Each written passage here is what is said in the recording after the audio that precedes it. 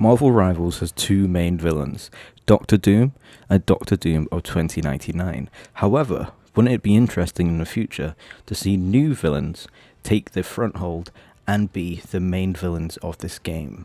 So guys, if you are new to the channel, please make sure you hit that subscribe button and leave a comment down below on which character you want to see added to Marvel Rivals. So as I said, we already have Doctor Doom in the game, because he is in the story, he is the main part of it. Him and Doom of 2099 are battling to control the world. However, what about if when this story is complete, we move on to a different villain for Marvel Rivals? So as you probably saw in the thumbnail, there's a couple of villains that I've got in mind as to who could take the next mantle of being the villain of Marvel Rivals. And one of them is possibly more likely than the other, and I'll explain what I mean by that. But moving on to the first villain that we're going to discuss, and that is going to be Thanos. So many people want Thanos in the game, but it just depends on how he's going to work. And I think there's two versions of him that could work. You could have like a main Thanos version who already has the Infinity Gauntlet, and each of his abilities correspond with a different stone. So you may think that is really powerful. But, you know, some of them, it might have like more of a cooldown on, and he's got to use just his normal physical strength and combat ability in the meantime while he waits for his cooldowns. So what I mean by that is, what about if he could use like the space stone on the gauntlet to create a portal like Doctor Strange does. But the portal, it doesn't last as long, and like maybe it lasts like half the time that the portal, Doctor Strange's portal does, but the cooldown is half the time of Doctor Strange's. You then have the power stone. If he activates that, then he could get like a 4 times increased damage at that time. Time stone, he could use that to slow down time, just like around him, so anything that's happening around him. So it's not a whole game, but just like a circle around him gets slowed down. But then let's say if he used his ultimate, he could use all of them at once, and he just gets like an increased like movement speed, can teleport, increased power, etc. That's one version of Thanos. Or you could just have a normal version of Thanos who has the gauntlet, but none of his abilities corresponds to it, and he can only use those abilities when he uses his ultimate. So imagine his ultimate, he then like clicks his fingers, and he has the ability to use any of the stones, which are like, imagine on your keyboard it's like 1, 2, how many is this, 6 maybe? It's either 5 or 6. I'm pretty sure it's 6.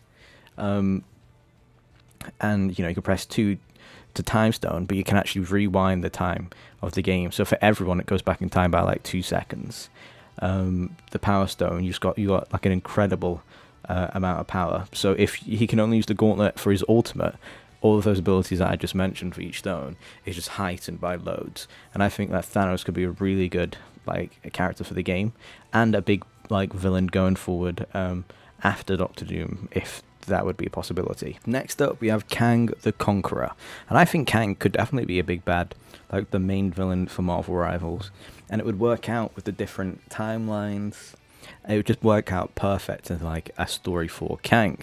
So how would it work?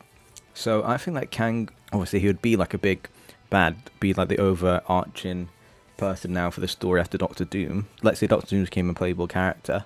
And then let's say Kang can become a playable character at some point.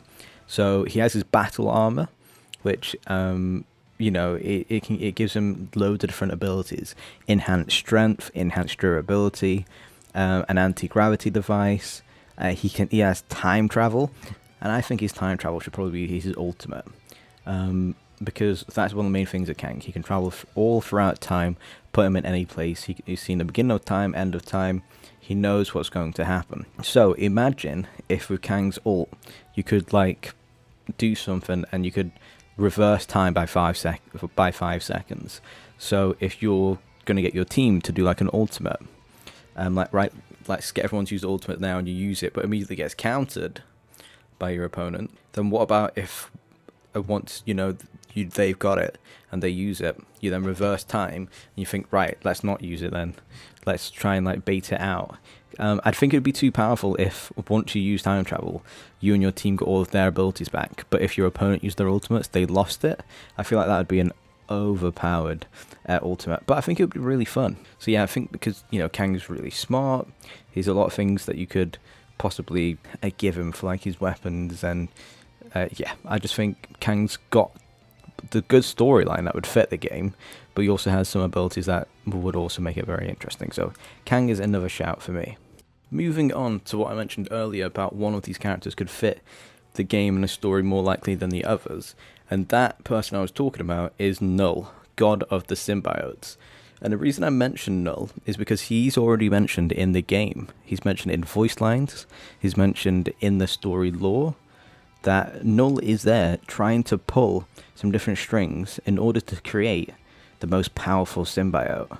So Knull's just lurking in the background right now, waiting for his opportunity, and then he's going to take it to probably try and take over the worlds. So that would make sense for the team finally defeats Doctor Doom, or Doctor Doom 2099, and then when you think everything's good, that's when Knull appears.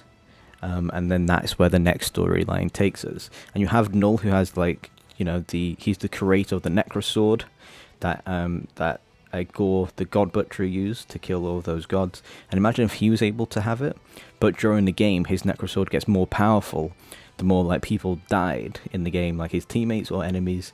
The more people die, the more, like, an extra bit of increased power that the Necrosword gets that he gets to use. He could also throw out, like, little symbiotes onto the map that, you know, could shoot at opponents the same way like Namor's squid or octopus does, that he throws down. There's a lot of different possibilities and power that Knull has, especially with having, like, superhuman strength. I think it could be a really good opportunity and a good pivot from Doom once that story is done.